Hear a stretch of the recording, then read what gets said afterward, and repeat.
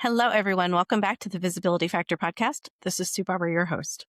I'm so excited to introduce you to a new author today who is from the Top 3 Book Workshop. And she just launched her book yesterday. Vickie Lanthier is here, and she wrote a book called High Agency Human, Navigate Adversity and Live Big. And she has some amazing stories in here. I think she's a wonderful storyteller, and I can't wait for her to share some insights and things that are going to help you through whatever challenges you may be facing. So welcome to the show, Vickie. I'd love to have you introduce yourself. Thanks, Sue. It is so good to be here. So I am a military veteran, a rather new registered nurse, and now a brand new author, and the founder of High Agency Human, which is a project I started not only with the book, but other things, aspects that'll come in the future, focused on building resilience through practical preparedness and increasing our personal agency. I am a 14-year military veteran, and then I continued and worked at Defense for an additional 12 years. Well, she's going to share some of these stories that are going to help everyone understand who she is, how she became this person who is used to dealing with adversity in a lot of ways and has navigated that in a way that's really been helpful. So first of all, I just want to say you have been really vulnerable in your stories in the book and shared some things that I know not everybody might share in a book. And I think it's really helpful for people to relate to your stories and the things that you've been through. And I'm going to start with the one at the beginning of the book. She is I'll say a training incident, for lack of a better way of describing it, that's gone wrong. So I'll let you take it from there and share what happened for you in that moment. So this was an interesting moment in time and pivotal. I was probably around 20 years old, and I just joined the military. And it wasn't a deployment overseas. It was at home, but it was a training exercise that we were getting ready for. And in this exercise, we had to take the vehicles out and run the vehicles before to make sure everything's functional. We were just getting ready for this big brigade exercise. And one of the vehicles was an armored vehicle. And I am new to this unit and I am very young. And the boss comes out and he says, "Hey, we don't have anyone to crew command this armored vehicle. Can you just get on top? We have a driver. Just go ahead and jump on top of that vehicle and crew command for him." And I remember looking at the warrant at the time saying, I know nothing about armored vehicles and I know nothing about crew commanding. And for everyone to get a visual who doesn't have a military background or don't watch military movies, like the way that a tank works is like the driver is on the bottom, and that little section of the tank that you always see on top, that's where the crew commander sits. And usually you're standing, you're half out of the copula, and you're just reaffirming things for the driver. So when you come to an intersection, you just say clear right, clear left, and the driver could advance. You are an extra set of eyes. Now, he told me to get up on there, and I had no helmet, I had no training, I had nothing. But we were only supposed to run it on base, and no bigger deal than that. Except that this driver, bless him, wanted to show off a little bit.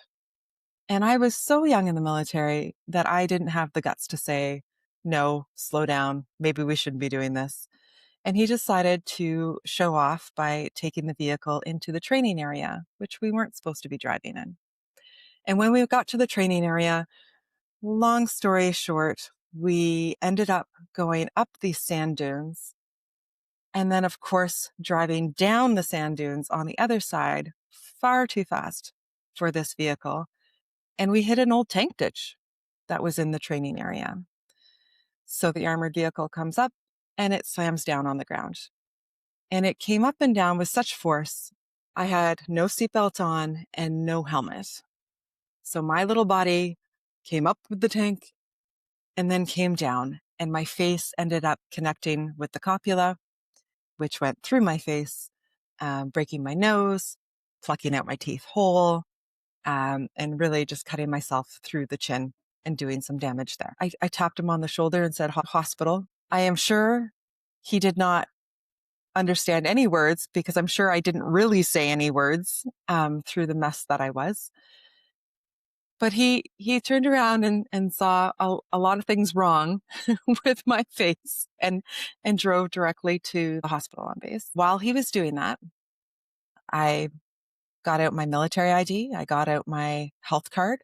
I counted how many teeth were missing. I went back on top of the copula and picked up the teeth that I could find. I took off my combat shirt and I just started my own first aid, like the good little soldier that I was, until we got to the hospital. And when we got there, I managed to climb out of the copula myself and all the way down. And there was only one step left to take off of that vehicle. And I couldn't do it. This is when, the adrenaline's wearing off. And I looked at him and I said, I can't, I just shook my head, like I can't step down.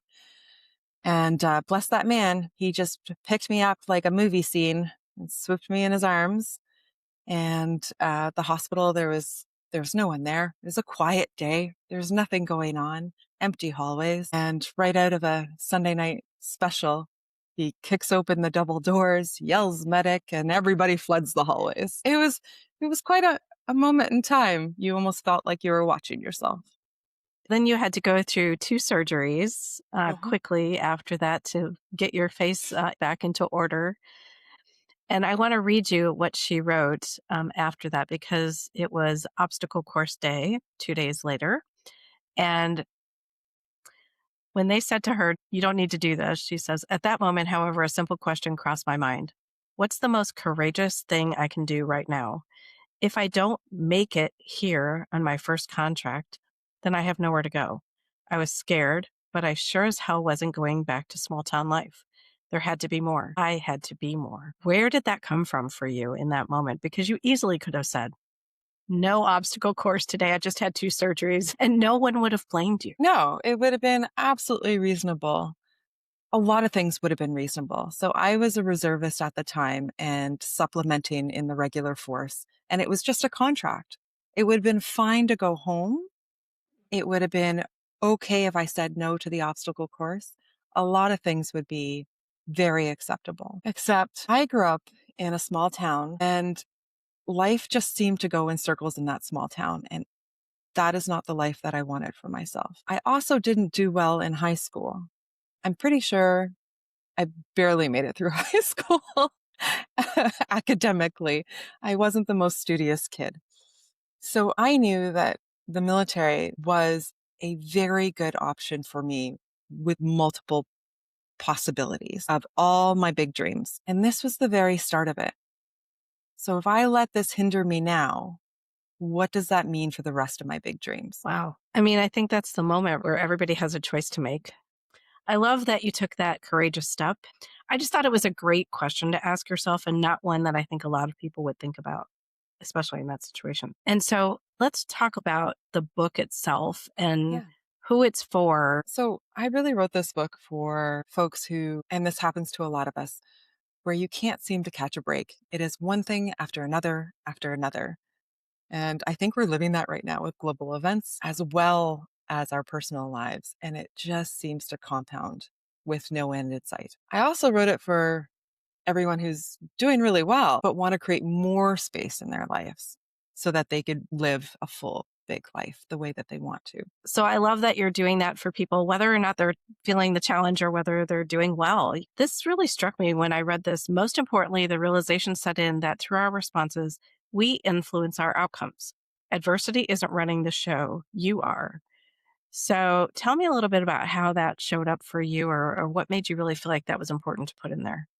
Well, if we go back to this moment, the story that I just told, in that moment, I mean, I made that choice not knowing what the ripple effects would be for the rest of my life.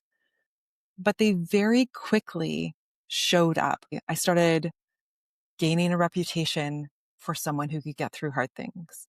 I, in a male dominated world, still got picked for tasks or picked for deployments that people were competing to go on. Even now, 20, 25 years later, people remember that story and that event.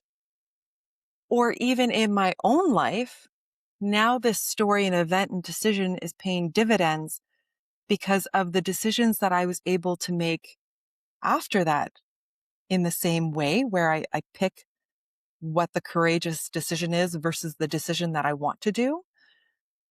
And writing. I would never be here writing if I didn't have all these experiences to lean on. 100%. Yeah, the next part that you talked about was the difference between high agency and low agency, and maybe an example of what it looks like to be in high agency versus low agency. So, high agency and low agency, which is slowly becoming more of a mainstream terminology versus keeping it in the academic and um, psych world, which is where it's come from mostly. But high agency, when you're operating from high agency, you take ownership over your outcomes and you have influence over your outcomes. So you have a say on what comes next in the simplest of terms, and you're directing it, you're self directing.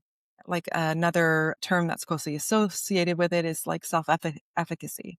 We're self directing. Low agency is when the typical example is when life is happening to you. We have a lot of external blame, or we follow the path that was carved for us, or we follow societal rules. It's all external direction or subconscious direction, but it is not sitting in the driver's seat with awareness, intention, and influencing your outcomes. So there's a lot of debate on the actual definition for high agency, but in general, we could all agree that it is influence over outcomes. You talk about reducing things in your life to make them simpler, to and you use the example of people who go to the mountains, right? When you're in the mountains, you're very focused on just the basic needs like your safety, food, water, those types of things. And you also compared it to military deployments, and that's why people sometimes will continue to do them. They're very focused on what's happening with whatever the mission is and being prepared. So I think that was really interesting because I just never really thought about it that way, how it limits what you need to focus on. Can you share any more about that and maybe your experience with it? I love using a good reduction, and I will often say a radical reduction or a ruthless reduction in response to challenging times or just as a way to get ahead in life. There is so much noise in our lives with our online presence, with how much information we have accessible to us, with societal expectations, with the stuff that we crowd in our houses. And those aspects of life in modern life become a burden at some point. I'm not saying like you can't have a fancy car and a big house and 15 pairs of jeans. But if having a fancy car and a big house and 15 pairs of jeans while you're worrying about money and stressing about your next career move and maybe you don't have an emergency fund, if it's costing you your health, your peace, or your finances, then maybe we shouldn't have all that stuff. I think about it the same way with our online presence, our activities, and our social engagements, and our calendars. And I just really love that hyper focused state of simplicity and how that can move us ahead. So you gave some really great examples in the book of where you have done that for yourself around money Mhm. and focusing on your health in a bigger way. Why do you think it's hard for people to slow down and even think about doing this? I don't think it's intuitive nowadays because we're so bombarded with an online presence of more and more and more. And I know that there's new trends in homesteading and going back to analog phones and family values. And we're having like some really great trends there, but it's not the majority of the messaging that we receive. I don't think every adult who's in their 40s needs a 3-bedroom house if that mortgage is just at the cusp of what you're able to afford. And if it means that you're not taking the extra vacation every year and that you're maybe not pursuing the dreams that you've always wanted to do.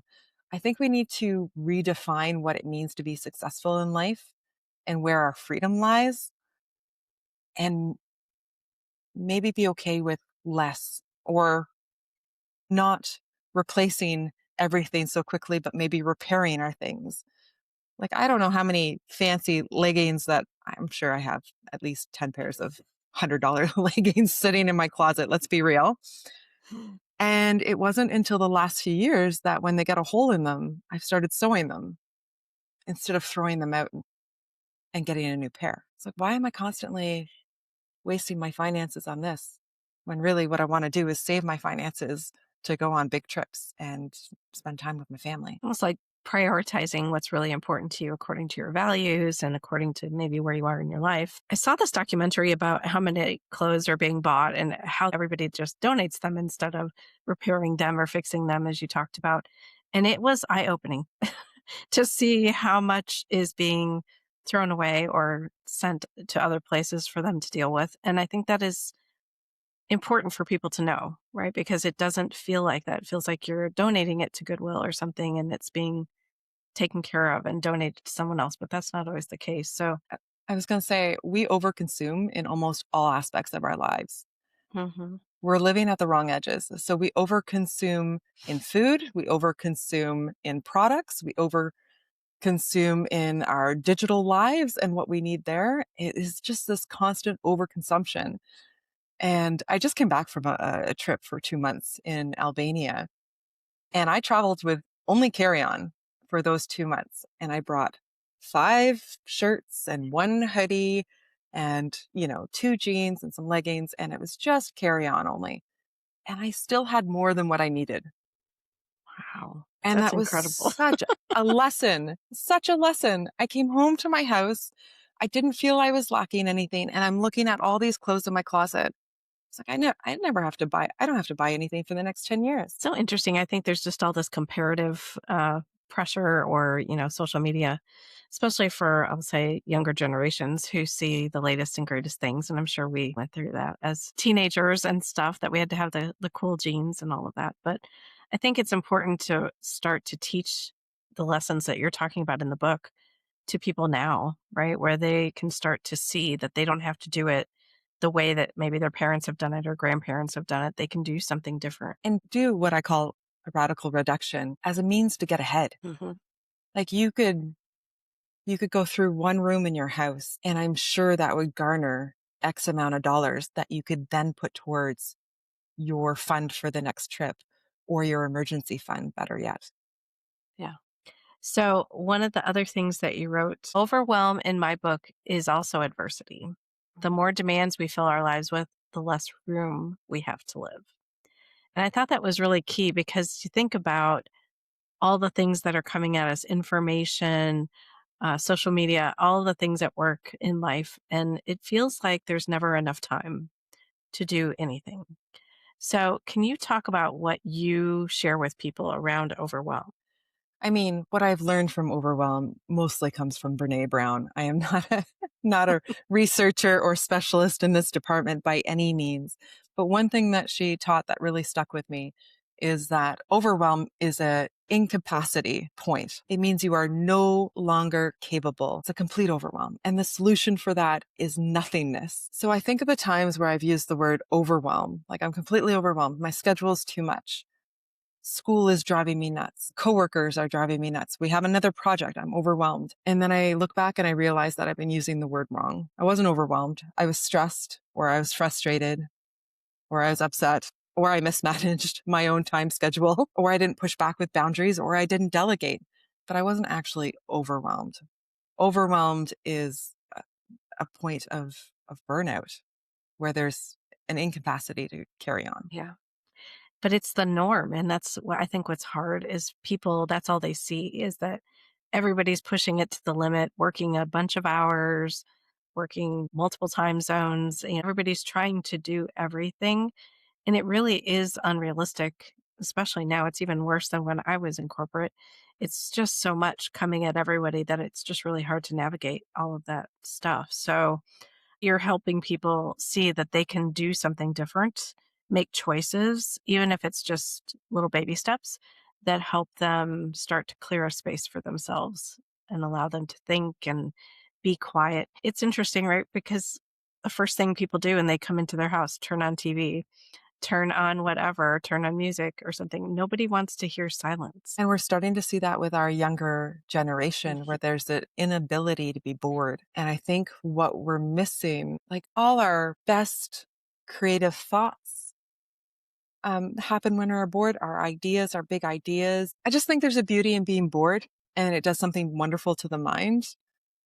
either in regards to our own health and what that calms in our nervous system, or in regards to our creativity and our ability to work through problems and our emotional health, versus constantly engaging with music, podcasts, noise, learning, online stuff, where we are numbing ourselves for short returns and then feeling uncomfortable when we're bored for a few minutes instead of sitting through that discomfort until we reach the other side of creativity. Just 5 minutes of silence can have an impact in your creativity and coming up with new ideas. Is it in any way driven because people have a fear of missing out, that they feel like they have to keep doing all the things? Perhaps. I think we also train our brains to continuously have these things and to continuously engage with the world. And you have to intentionally train your brain not to be so compounded by all the noise in the world. Great example is I've stopped bringing my cell phone into the grocery store with me. I will not sit in a coffee lineup anymore with my phone out. I don't bring it into the grocery store. I turn my phone off completely at night. And I know that's not available to everyone because some folks have kids or elder parents or reasons to have their phone on. But it's just an example of disengaging when we don't need to be engaged constantly. Yeah. I think it's important because, when you look at how much screen time you have, it's kind of frightening, honestly. Honestly, I've looked at different times last year and I think it was like 6 hours, 6 hours in a day that I spent on my phone. Okay. I thought, what part of life am I missing out on? Oh, I was going to say like the great conversations with my friends. Maybe I would have journaled. Maybe I would have doodled. Maybe I would have read a book. Maybe I would have stretched and exercised out of boredom. Like all these wonderful things that come without constantly scrolling and having to feed our brains. I'm like, there's so many things you can do. Yeah. I think it comes from understanding that we could retrain ourselves beyond the discomfort. We stop ourselves from being bored because we're like, oh, it's uncomfortable to be bored for a few minutes. But if you just continued on that path, it would stop being uncomfortable and it would start being something that you seek out. Even driving in a car without the radio or music or podcasts is really interesting because you start to give yourself that space and time wherever that can be. So, one of the things you talk about also is the three cages. And I think these could be really helpful for people to think about the three cages, which are comparison, compliance, and control. Would you walk through those? So I brought up cages as a concept. It's a very simplified concept and metaphor for saying, where are you blocking yourself in your own life? And there could be multiple different cages in your life. These are just three that I decided to give as a example. So the cage of comparison, very, very easy to understand that one in its name. It's our constant comparison to either other people or influencers online, people in our neighborhoods. We're not looking inwards at ourselves and what our own values and goals mean to us, but also could direct us in life. Instead, we're assessing ourselves against someone else's values and goals, which doesn't make sense because that makes their life good, but it doesn't necessarily make our life good and full. And the goal is to have our own big life, not someone else's. Then there's the cage of compliance where we agree and we join in the masses and we truck along with whatever path is set for us. Like I'm in the Ottawa area up in Canada. It's a very corporate federal town and it's normal, or it used to be normal. The goal was to get a federal job, stay in X amount of years, get your pension, and that was winning. And it didn't matter if you were an artist growing up, or if you were more handy with your hands, or if you had an interest in a completely different area. Maybe you liked aviation and flying planes, but the goal was to get a government job, stay and get your pension. And that was what society here dictated. But that's a compliance. It's not thinking for yourself. It's not having high agency. And maybe that is the goal for yourself that works, but at least have a say in the direction that you're going and nurture that high agency moment. I think one of the themes that you talk about, and you give a lot of different examples, is where you want people to be prepared for something that might happen, right? And we can't always predict what's going to happen. And you go through, you call them buffers. So different types of buffers. So what would a couple of buffers be that people could be thinking about for their own lives? Okay. I love building buffers in life. You know why I love it is because it's proactive. And I've always believed in being proactive and what value that brings to our lives. So buffers are things in place in your life so that when the next challenge comes up, when you get sick, when you lose a job, when a natural disaster hits, you already have aspects of your life managed, completed, in play that makes that hard time a little easier. So I have 4 buffers. The first one is secure your finances. The second one is strengthen your health. The next one is prepare your plans and paperwork. And the last one is practice your skills. Now, most people, and the easiest win for people that they like the most is securing their finances. I think just money speaks to a lot of people and they like that. It's also a big stress for a lot of folks. So it's easy to talk about having your emergency fund in place, maybe using radical reduction to help you get you there, diversifying your assets, because like we've seen in the California fires, that sometimes having all your assets in physical assets at your house is not going to be the win because insurance might be overwhelmed or take longer than you expect. I think that's a buffer that everyone could understand and appreciate. Same with health to a degree, but I think we missed the mark with health. When we talk about taking care of our health, a lot of people talk about their fitness goals and being strong, which I think is fantastic. And I also include because having your strength and your mobility and good health means that you get to age and enjoy your life longer, better. But there's also things in health that I think we forget, like having a hearing exam and an eye exam and I can't even say it, mammograms and colonoscopies and DEXA and these often exams that are annual and non-annual that sometimes we avoid doing because we just don't like them or we don't want to know the answers to them. But I think that's a missed opportunity for agency in your life and address a small problem before it becomes a big problem. And then there's the 2 buffers left, plans and paperwork and skills. And those are the ones that most of us don't put into play. Like, I don't know how many people have a communications plan with their family. If there's no comms, where are you and your friends meeting up to make sure that everybody's okay? Maybe you have a fire escape plan with your family and it's drawn out, but have you taken out the escape ladder for the second story and practiced with your kids? Does the window actually open? Do you have an emergency kit in the car? Do you know how to use it? So those are the buffers that I like to have in place. You bring up to having the will, the healthcare directives, all of those things too, which I can tell you there's a ton of people I know that don't have those at all. And once you go through a parent dying or anything like that, you know that those are desperately needed in those situations. So I think it's something that everybody can do and do it while you're in a place of calm and not craziness and you can come up with the answers to all the questions and go through it. I know it's a lot of work. I was just talking to someone else about doing this the other night and said it's a lot of work. I said it is, but you're so much better off for it in the long run. Yeah. And we've gone through that with our family as well. And anyone who's had a loved one die knows that it's already the worst of times. Mhm. So why don't we alleviate that a little bit by having the will, the power of attorney, the advanced care directives done? I've had these things done for a long time, except for the advanced care directives, which I do have to do this year. But I think our generation, Sue, has a fallacy that these things are for old people. And it's not. Mm-mm. It's not at all. Like, you should have a will from the time you're 18 and a power of attorney. You know, you should have a say on how long you want to stay on life-saving measures or what life-saving measures you want. Yeah, I think we missed the mark on that as a society and push it off until it's too late.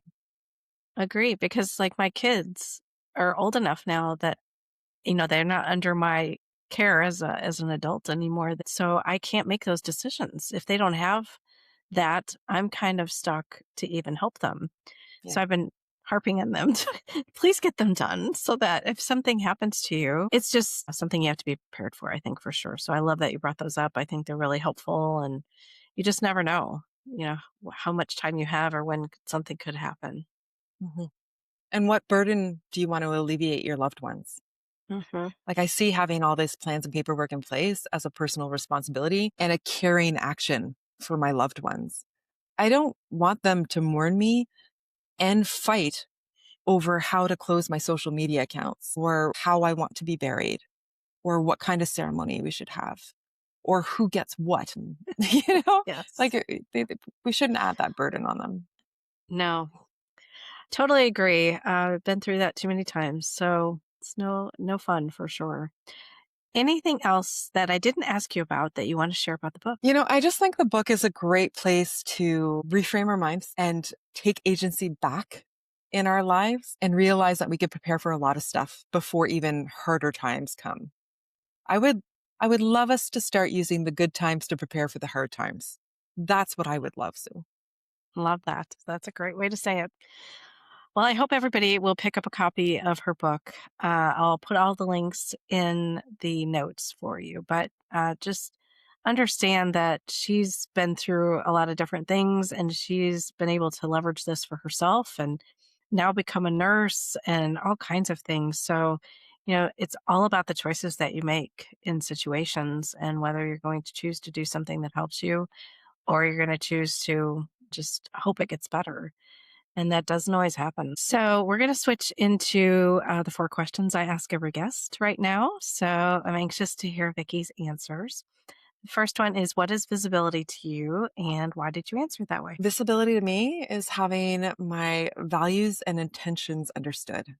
I think visibility to a lot of people is being seen en masse, quantity, and visibility to me is quality. Excellent. And how are you being visible? Through relationships, I think meaningful nurturing of my relationships has been the focus the last few years. And I am doing my best of not being afraid to show myself as I am to my loved ones and helping and allowing that to nurture my friendships. Excellent. What is leadership or career advice that you would share with the audience? So when I had that vehicle accident in the military, someone just so happened to say, and this is the late 1990s, so it definitely wasn't on trend to say this, but I'll never forget this gruff old guy looking at me and saying, I know you're okay, but I think you should go see psych anyways. And again, I was only 20. And what a pivotal moment for the rest of my life. And I learned at that moment that I should go see psych, whether that's mentor or a spiritual leader or a therapist, whatever you have in your life. But there should be someone that you see during your high times and your hard times and allow them to tell you when you're good to go. Like just some Mhm. other unbiased direction in your life instead of just you. Yeah, because we all have blind spots and we think we're okay, but we don't always recognize when we might be struggling. And others can sometimes see it easier for us than we can. We also don't recognize when things compound over time. So the quicker Hmm. you could adjust the small things, the less likely they are to become big problems. 2%. And what's a book you would recommend to the audience? So I have a few books on the go right now, but one that I just finished was The Other Side of Change by Maya Schechner. She is phenomenal. She's a cognitive scientist. I love her podcast as well. It's called The Slight Change of Plans. But it is a beautiful, beautiful book to read with all these very engaging stories where she brings in her expertise on how to make our lives better and how to get through these big life changes. I don't have that one, so I love that. I'm going to add it to my list of things to Yeah. read next. Yes. And I think the Excellent. second the second one that I ordered that I'm really looking forward to that I'll just share too is The Sure. Stimulated Mind by Dr. Tommy Wood. I He just has saw that this this morning. yeah, well it's cuz he has the same pub day as I do. Uh, Oh, he's he's a neuroscientist and researcher, and he's been on a lot of bigger podcasts. But his information on brain health and dementia prevention is phenomenal. I'm fascinated by it. yes, I already added that one to my list because I saw it Yeah, this morning that he was posting about his launch too. Yeah, there's so many books that launched this week there's alone already. So it's crazy. Well, thank you for being on the show and thank you for your service. Thank you for all the things that you have been through in some ways that led you to this place where you can now help others move past some of the challenges that they're facing and prepare for what they may have coming at them next. and really take charge of their lives and use that agency for their good, for their family, for themselves, for whatever they need it for. It's really a great book, and I'm really excited for everybody to check it out. So I will share all the links in the notes with everyone. Where do you want people to reach out to you? So, since my name isn't the easiest last name in the world, I would love everyone to go to highagencyhuman.com, which will bring you to my website under my namesake. And on highagencyhuman.com, you'll see all the book information. You'll see the projects that I'm doing. You'll see how I'm living the book for a year and the different resources that they could grab as well. Love it. Yes, because I've been following her little trip to Albania, which was really fun to see all the things that she was doing. And yeah, I just love how you're kind of taking life and just going out there and living it. And so you're definitely living your book already, and excited to see what you do over the next year. So very Thank you. cool. Thanks for being here. Thanks, Sue. All right, everybody. Thanks so much for joining today on the Visibility Factor podcast, and we'll catch you on the next one.